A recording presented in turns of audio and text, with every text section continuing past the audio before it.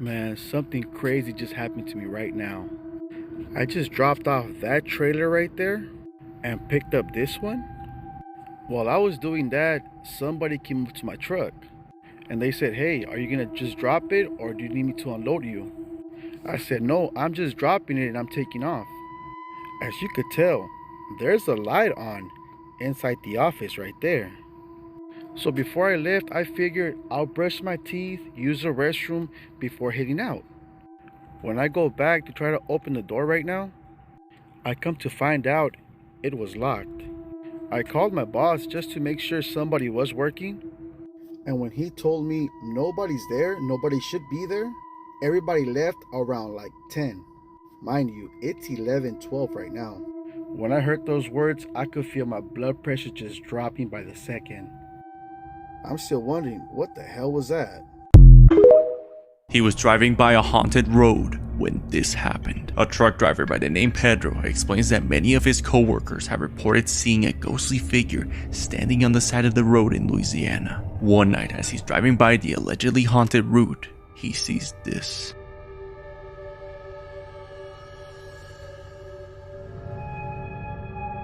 What looks like a pale girl can be seen hunched over on the ground, and when he passes by, she looks at him. Pedro kept driving and didn't stop to see who that was.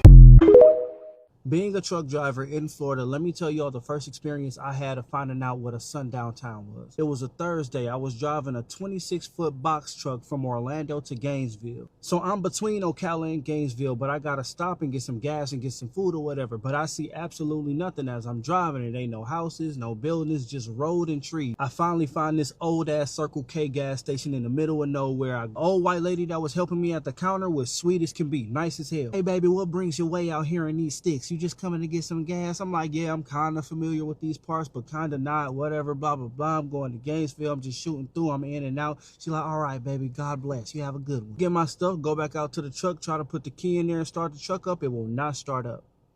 I wait a few seconds, put the key in there again, try to start it up. It will not start up. Don't know what the fuck is wrong. So I call my dispatcher, and my dispatcher tell me to look up under the hood to see if I can figure it out. I'm just like, yeah, okay, whatever. So I say to myself, man, I'm not about to go look up under this fucking hood. I don't know what I'm looking for. I don't know what I'm looking at. I signed up to be a driver. I ain't no damn mechanic. But I'm sitting there for like 20, 25 minutes, so I get bored. I'm like, all right, man, let me just go look up under the hood, see what I can see. So as soon as I get out of the truck, go around, pop open the hood, and as soon as I look down, the lady that was helping me in there comes out in a panic. "What's wrong, baby? Is everything okay? Are you all right?" I say, "Yeah, ma'am, I don't know what's going on with the truck. It won't start up, and I don't know much about trucks." I called my dispatcher. I don't know what they're gonna do. They figuring it out now. She was like, "All right, well, do you need a tow truck or anything? Do you need an Uber or a taxi to take you closer into town?" And I was like, "No, ma'am, I'm not allowed to leave the truck. It's a lot of valuables on this truck, and I'm delivering. I can't just leave the truck. I can't just leave it." She was like, all right, I understand. And she goes back in the gas station, but she keep looking at me, looking at her watch, looking at me, looking at her watch. And then she comes back out there and says, "Well, you don't want to sit up in some hot truck. You can't get it fixed, no AC, and there's nowhere for you to sit down in there. Like, so you're just going to stand out here and just sit in this hot truck?" I said, "Honestly, man, right now, I don't have a choice. I'm just waiting for my dispatcher to hit me back." She said, "Okay, I understand." My dispatcher called me back and was like, "Listen, we got a tow truck coming out there in about 2 hours. Just sit tight." I'm like, damn, 2 hours is hot as hell. I'm ready to go. Then again, I was like, it's all right. I got food. I got drink here. The sun about to start going down. It's not going to be that hot, whatever. And I didn't want to go in the Circle K because of how the lady was acting. So I was just like, I'll be all right, whatever. She seen me get off the phone. She ran out to me again and she was just like, "Did you figure anything out? Do you know what you're going to do?" I was like, "Yeah, my dispatcher said they got somebody coming in 2 hours for the tow. I'll be fine." She was like, 2 hours? The sun will be down by then. Are you sure they can't figure anything out before then? I was like, "They said 2 hours." And she looked at her watch, went right back in the store. Few minutes go by, I get thirsty, so I ran in the store and go grab a Gatorade. As soon as I go in the store to get a Gatorade, she had her back turned and she was on the phone talking to the police, talking about, "Yeah, he's been here for a while. You got to come get him, blah, blah, blah." And I didn't put two and two together until I bought the Gatorade and I left. And I was like, damn, she was calling the police. She was calling somebody on my ass. Like, what the fuck? So I called my dispatcher back. I'm like, "Yo, I don't know what's about to go down, but this old lady that worked at this store just been giving me problems or whatever when she found out I wasn't going to be able to move my truck. I think she just called the police on me. I don't know what's about to happen, but can y'all fucking shake a tail feather? My dispatcher was like, why would she call the police? I was like, I don't know, and I don't want to find out. Can y'all hurry up? 5 minutes after I get off the phone, sure enough, the police pull up right behind my truck. A black police officer gets out, and he asks me what's the problem, asks me what's going on. He assesses the truck and says, listen, I'm going to have to take you somewhere. I said, I can't leave my truck. Like, what are you talking about? You about to get me fired. He said, listen, I'm going to have to take you somewhere. Get in the truck. Get in the back of the truck. We driving for about 30 seconds. And I'm like, bro, where the fuck are you taking me? He was like, are you familiar with the mall area? He was like, that's a good area. I said, yeah, I'm familiar with the mall area. He said, yeah, that's where I'm taking you. I said, what the fuck you taking me to the mall for? I can't leave my truck. He said, you have to leave your truck. I said, why? Because that bitch called the police on me. I ain't even do nothing. He said, she didn't call the police on you. She called the police for you. I know her personally. He said, in 45 minutes, that sun was going to go down and you was going to go missing. And I ain't say nothing else. I already knew by then. I put 2 and 2 together by that point. When we finally got to the mall, I called my dispatcher and I told the officer, I'm like, yo, I need you to tell my dispatcher why I had to leave the truck. And he grabbed the phone and told my dispatcher everything, got on the phone, called my boss and told my boss everything just so I wouldn't get in trouble. The lady was scared for my life. Even the officer didn't even stick around. He like, yeah, I'm just gonna drive you out here. Because he could have easily been like, well, I'm just gonna stick here with you so nothing happened to you. He was like, nah, nigga, we gotta go. We gotta go. Even when the tow truck guy came and picked me up, I told him where it was at. He put it in the GPS. He was like, yeah, I'm not going over there. I said, what the hell? He said, yeah, I'm not going over there that late. I'll come back and get it in the morning. Motherfuckers didn't want no part. So yeah, this was about 7 years ago, and I swear I think about that shit every other day. Damn near every day. And shit, I mean, because she could have just not said nothing. She could have just let me sit there. And I would have went missing like a mother.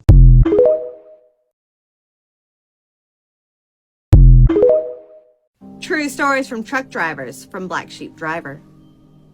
I was the team driver with Schneider back in '09, and it was a really early morning, about 1 or 2 a.m., and I had driven to just about the end of my HOS, when I saw the black dog running at me as fast as I was driving. It crossed the entire highway and ran directly underneath my driver's side wheel. I screamed so loud that it scared the hell out of my teammate who was sleeping at the time. I was right near an exit. I pulled into the truck stop, and at the end of the ramp, I was expecting to see, blood everywhere. But there was nothing. My teammate thought I was crazy, but I know what I saw, and I parked and I didn't drive anymore the rest of the night. The black dog is real, and I will never forget about it. By the way, this took place somewhere around the whereabouts of Virginia. The end.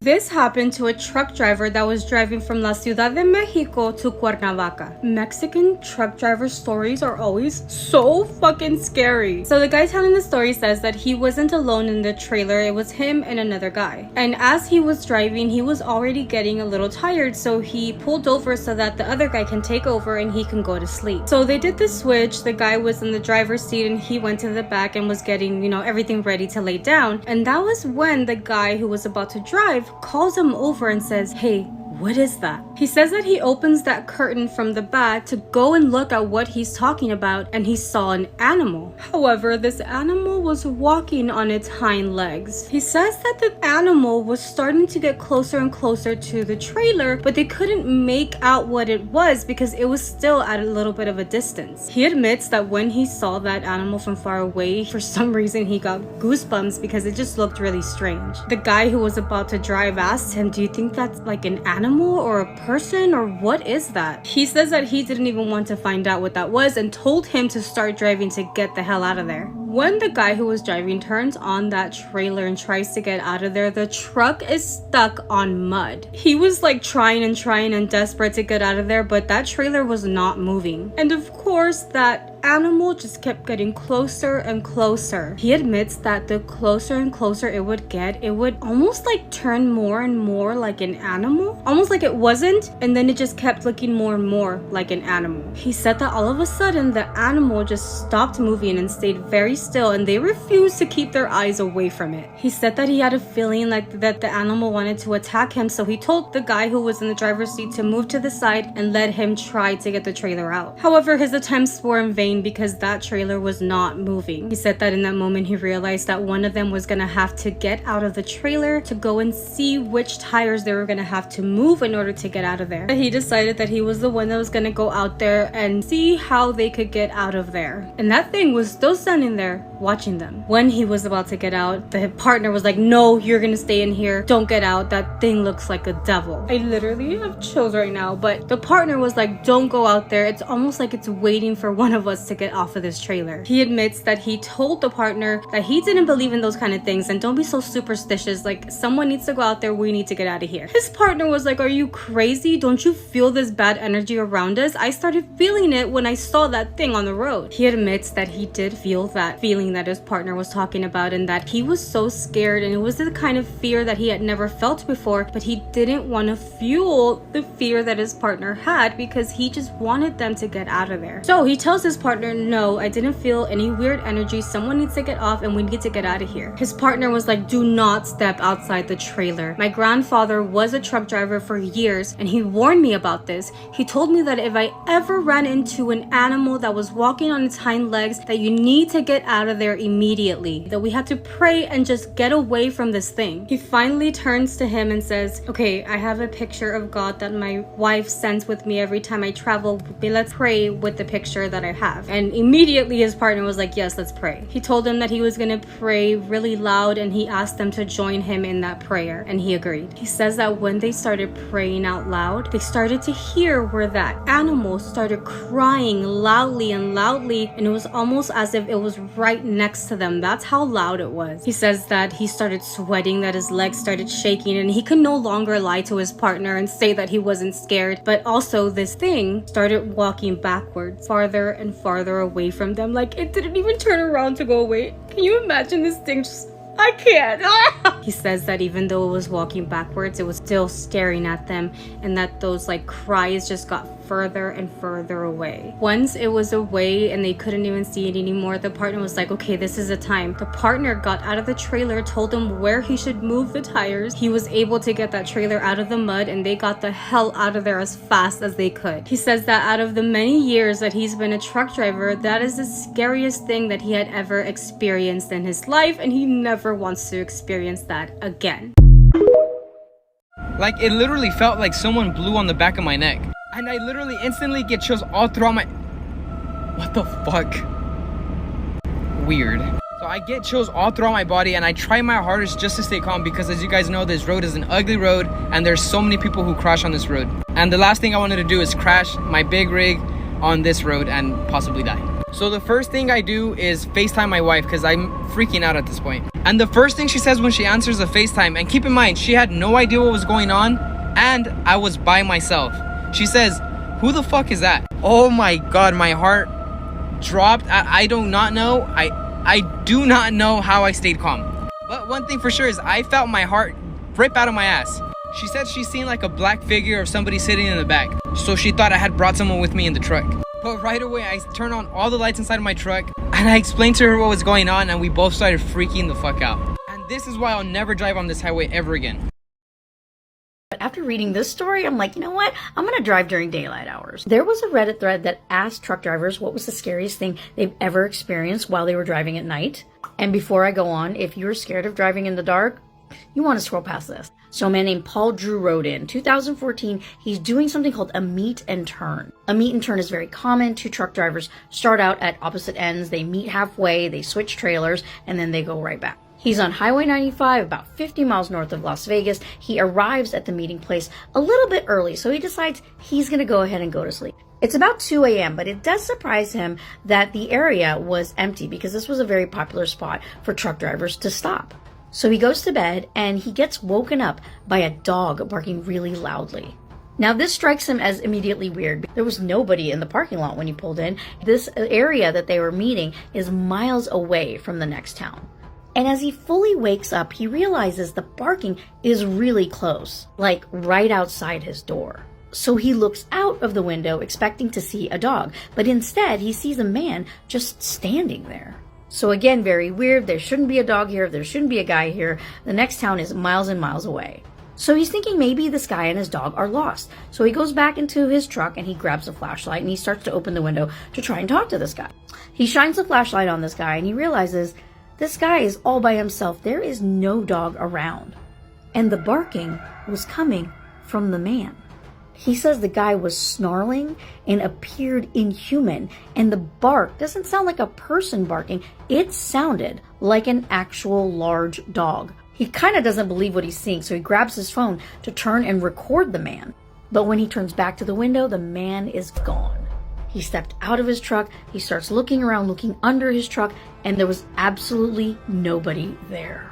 And this is just one of many creepy stories that I saw on that Reddit thread. So what did he encounter? Comment in the comments, let me know your theories, and also, have you ever experienced anything strange, weird, or scary while you're driving at night? Also, can someone check on the truck drivers? Because I can't believe what half of you guys see. Congratulations! You've been hired as a night shift truck driver, hauling dried meat to a small town in Ravens Hollow, deep in the Nevada desert. Your pay is good, but to survive the road, you must follow the rules. Rule number 1, keep your high beams on, even if the darkness feels wrong. Rule number 2, within the first 10 miles, you may see a dead-end sign. Ignore it and keep driving. If your lights start to flicker, speed up. Rule number 3, you may see an old man hitchhiking.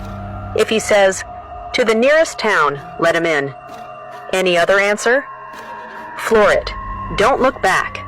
Rule number 4, if you hear banging or growling from the trailer, don't react. Just keep your speed steady. Rule number 5, by the 35th mile, your radio may suddenly switch to static. Stop the truck, lie down, close your eyes, do not move, even if the door opens. Rule number 6, by the 50th mile, something may run beside your truck on all fours. Do not look. Keep your eyes on the road. There's a dangerous curve ahead. Rule number 7, at 3 a.m., your phone will ring. Don't answer. Don't open any messages.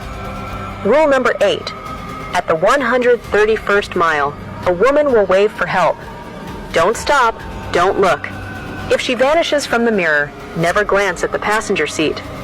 Make it past mile 140, and you'll live to deliver the cargo. Good luck, truck driver. So this guy is a truck driver in Mexico, and this story is fucking crazy. So this guy says that he was on his way to Tamaulipas and he was hitting like a really small town. And when he was on the road, he saw that there was a lady asking for a ride. He said that he did indeed stop and give her the ride, and that she was wearing like a red shirt and had blue eyes. He admits that she was very beautiful. So his plan was to stop at a restaurant like a few towns ahead because he knew that some of his friends were gonna be there waiting for him. When they get there, and before they even get off of the truck, the lady asks him if he can give her 20 pesos. She explained that she was really hungry and she just wanted to make sure she had food for tomorrow morning. He does end up giving her the money, and when he does, she then says, for 30 pesos more, can I take the food you have here and I'll even give you a massage? He indeed said yes to her, and he says that she gave him a really good back massage. He said that while she was giving him the massage, he noticed that she smelled like wet grass. And then she tells him, if you see me asking for a ride on the road again, don't pick me up. She took the food that he had and the money that he had given her, she went about her way, and the guy went into the restaurant with his friends. He did mention the story to his friend, like just in passing, it wasn't a big deal, and they all went about their way afterwards. So a few days pass and he's again on the same road, and he's again gonna meet up with his friends to eat something. When he gets there, one of the guys that was there the last time where he told the story to tells him, hey, tell the guys that are here the story that you told me last time. Mind you, these were guys that weren't there the last time, so they hadn't heard the story to begin with. He tells him the story, he finishes, and one of the guys was like, that literally happened to me too. Same woman with the red top with the blue eyes. However, he tells the guy, but she never told me not to pick her up if I saw her again. And that he had indeed seen her again on the road and picked her up again. Obviously, they all thought it was weird, but whatever, they went about their way. A few days pass and they find out that that guy who picked up the lady lady that second time got into an accident on his truck. He did end up passing away in that accident. So yeah, that's one of the craziest experiences that he has had on the road, and he still has no idea if maybe that lady had something to do with it. I don't know why in my head I'm like, what if like a truck driver ended her life and now she's doing this? And what if like her little tests are like, can you give me this money? Can you give me this? And whoever says no, gone. Or what if that, you know, guy that picked her up the second time wasn't as respectful as the guy telling us the story? Or it could all just be a really fucked up coincidence. But anyway, what do you guys think? Have you ever wondered what goes through a truck driver's mind when they pull into an empty, haunted truck stop? Well, one driver shared a chilling experience that will make you think twice before stopping at a roadside diner. It began on a dark, rainy night, miles away from any city. Our driver, fatigued from hours on the road, spotted an old truck stop illuminated only by flickering lights. Knowing he needed to rest, he decided to pull in. The diner appeared deserted, but the faint sound of shuffling drew him inside. The air was thick with an unsettling stillness. As he settled into a booth, he noticed the waitress. She had an otherworldly presence, her eyes hollow, her movements jerky. He chalked it up to exhaustion, but as he sipped his coffee, whispers surrounded him, growing louder and more frantic. He tried to shake off the feeling, but then a cold draft swept through the diner, and the lights flickered violently. In a moment of terror, he saw shadowy figures move outside, the ghostly apparitions of drivers from years gone by. Almost instinctively he realized they must have been trapped at this haunted stop. Heart racing, he decided to leave. As he made his way to the door, the waitress's voice echoed in his ears, begging him to stay. He stepped outside, adrenaline pumping, and somehow found his way back onto the road. The haunted truck stop faded into the distance, leaving behind a lingering sense of dread and a lesson. Not all rest stops are safe. If fate brings you to a lonely stop, trust your instincts. You may escape with your life, but perhaps not your sanity. Let me tell you a story a trucker once told me. His name was Ray Martin. Big guy, tough. Hauled logs up through the back roads of Montana on Highway 93. Real remote stretch, no cell service, barely any light. One night, past midnight, Ray's driving through thick fog when he sees a man, just standing in the middle of the road. Pale as hell, face almost gray. Not moving, not blinking. The guy's eyes were black, not like dark brown, black like holes. Ray leans out and yells, but the guy just disappears, gone. No flash, no sound, just nothing. Ray's spooked, but he keeps driving. Then 20 miles later, he pulls over at a rest stop to calm down. And when he checks his mirror, the man is there, standing in the tree line. Same eyes, same stare, not moving an inch. Ray peels out, heart racing, calls dispatch, thinks he's losing it, until another driver cuts in on the CB and says, "So you saw him too?" They say it's the ghost of a man who froze to death on that road back in the 70s. People say he shows up before accidents. So if you're ever driving that stretch of Highway 93 and you see someone standing in the road, don't stop. The death of Big Henry, January 17, 2024, West Memphis, Arkansas. The truck stop off I-40 in West Memphis was one of those places that always felt a little wrong.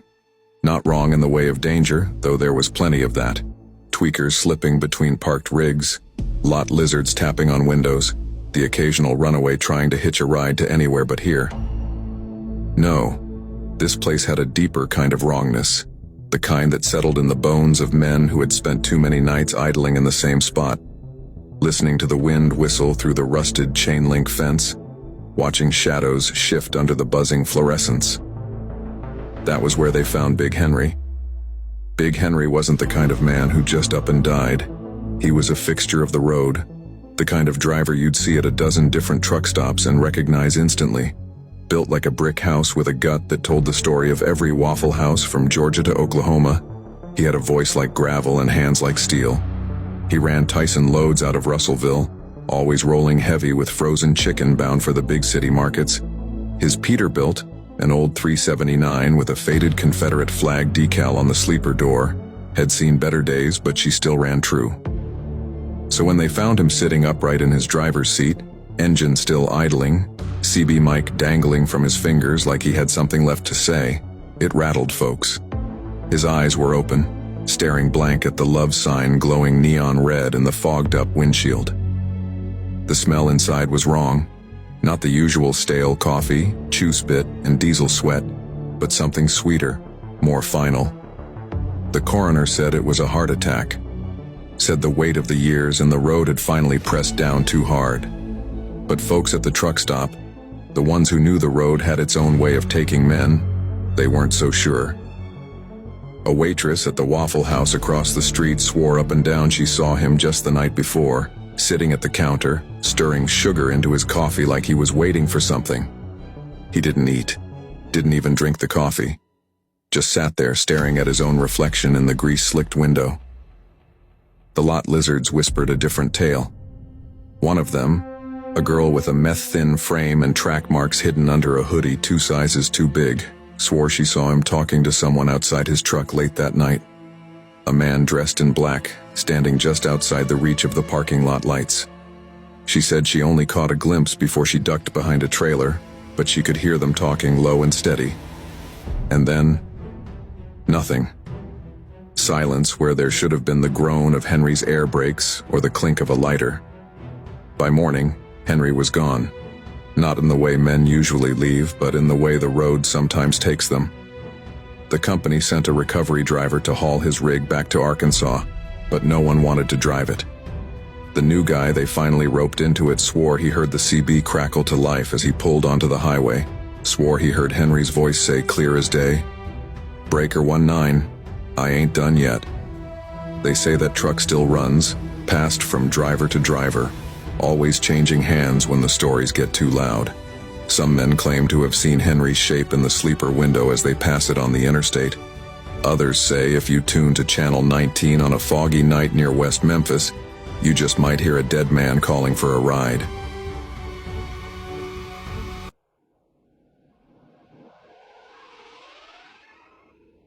A trucker named Trevor experienced something truly bizarre through the Navajo desert. Around 11 p.m., Trevor's truck began to smoke. He quickly pulled over and noticed his truck was overheating. He looked around him, realizing there was no cars near him, and he was truly stranded. Trevor waited inside his truck trying to get assistance.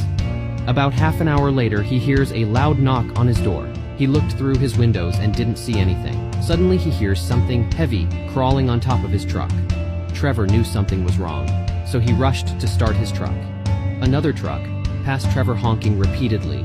Trevor managed to take off following the other truck until they both pulled into a rest area.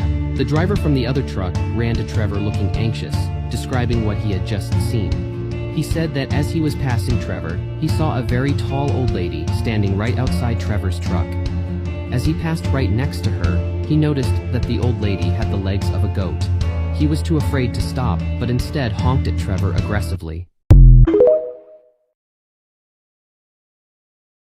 People, this is proof we live in a very evil world. Meet this man right here. His name is Derek. He's been driving trucks for 6 months. Derek is married with 5 kids, and he started driving trucks so he can provide for his family. And people, before I continue with this story, this is proof that nobody care about you. You cannot trust anyone. We live in a very evil world. People will tell you anything to get what they want. Now, having said that, Derek is from Tennessee, and when he got off of home time, he got a load headed to North Carolina. So when Derek picked up the load from Tennessee, if I'm not mistaken, he was roughly 670 miles away from his destination in North Carolina. So as soon as Derek picked up the load, his company called him and said this load cannot be late. This is a high value load. Do you think you can make this load on one shift? So Derek then told his company he's not 100% sure, but he will do his best. And mind you, his truck is governor at 68 miles per hour. So this high value load that Derek was on had to be delivered at 10 o'clock in the morning,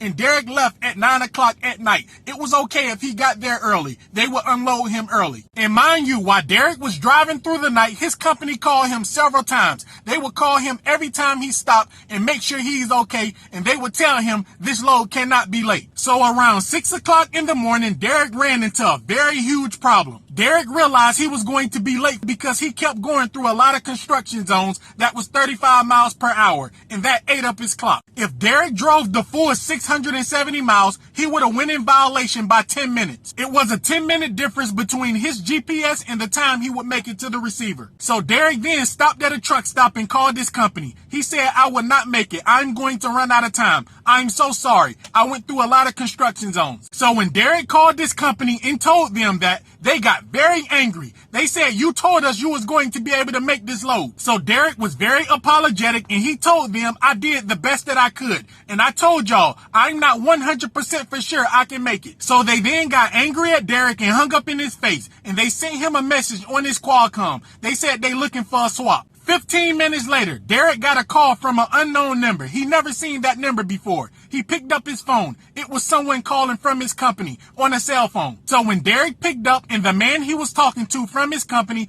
asked him did he know how to edit his logs, Derek said no, he's not too familiar with the logs because he only been driving for 6 months. So whoever this man Derek was talking to on the phone, he said, "Look, this is between me and you. You can put it in personal conveyance and you can drive to the receiver and deliver this load. This load cannot be late." So with Derek being new, he then asked this man, "Are you sure I can put it in personal conveyance?" The man said yes. And when you get to the receiver, go off duty. Also, the man Derek was talking to on the phone, he said if you deliver this load one time, we will get you a very good load. So what did Derek do? He put it in personal conveyance and he drove to the receiver and then he went off duty. He delivered the load and then he drove to a truck stop, did his post strip and went in sleeper berth. So 4 days later, you won't believe what happened to Derek. Derek went through a scale and he had a flat tire. So they pulled Derek over and they did a full inspection on Derek. So when they did an inspection on Derek, he got a violation for his tire. He got a violation for not certifying his logs. And then DOT asked this man about personal conveyance. They said, "Why did you use PC?" People, this man told DOT his company said he can put it in personal conveyance to make it to the receiver and go off duty. People, they put this man out of service for falsifying his logs, and he got fired from his company. And when he called his company, they denied it. They said, "No one told you that." People, it was this man's word against his company word. Now, people, having said that, this happened all the time. And if you don't know, I was a trainer for years. Students used to call me all the time telling me something crazy a trucking company asked them to do. And people, 100% of the time, I would always tell them no, absolutely not. People, true story. One time a student called me and he said the company is trying to get him to drive in the snow in Wyoming. This man had a delivery in Utah and this company did not want this load to be late. So they kept telling him to drive. I told my student, if you do not feel comfortable, you need to get off the road because if you hit and hurt someone, you is going to be charged. I also told him, if you do not feel comfortable, you need to get off the road because if something happened, everyone is going to point the finger at you. DOT, your company, everyone. People, this student did not listen to me. 2 days later, I still have the picture. He sent it to my phone. His truck was flipped over in a ditch. He then texted me and called the company a crook and said he should have took my advice. People, nobody care about you. If someone telling you to do something and you have to think twice about it, don't do it. People would tell you anything to get what they want. For tonight's viral video, we're going to talk about something that I just made a video about, but I have more information on it now. So we're going to watch this video again. Driving on 210, I just crossed the Black River and I thought I saw a guy standing on the side of the road bleeding. Okay. Where are you at, sir? I'm on 210. I just crossed the Black River. I'm heading towards 53E. I just passed Patriots Watch. Okay, so you're over near Morse Creek? Yes. Okay. And did you saw a man standing on the side of the road?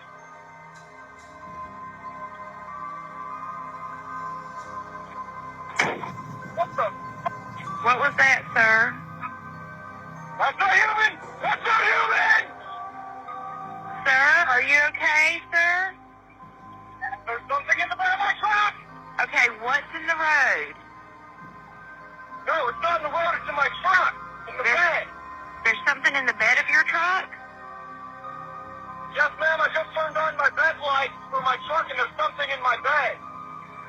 Okay, so when you say something, what do you mean? I just knocked it off of the bed of my truck and went over my room. Okay, what was it? So I actually got this photo off of the Daily Mail's website. Essentially, they put together this little diagram of where the call started, where the Conjuring house is located. It was in North Carolina this happened.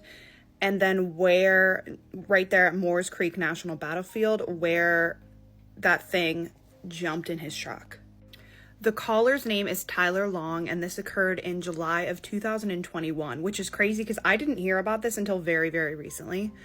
But even from the last video I made, the comments, there was a girl who said that her mom worked for the operators at the time, the 911 operators, and they never heard. They never found out what happened. I believe this investigation was closed in August of 2021, and Daily Mail tried to reach out to Tyler and tried to reach out to the sheriff's office and never heard anything back.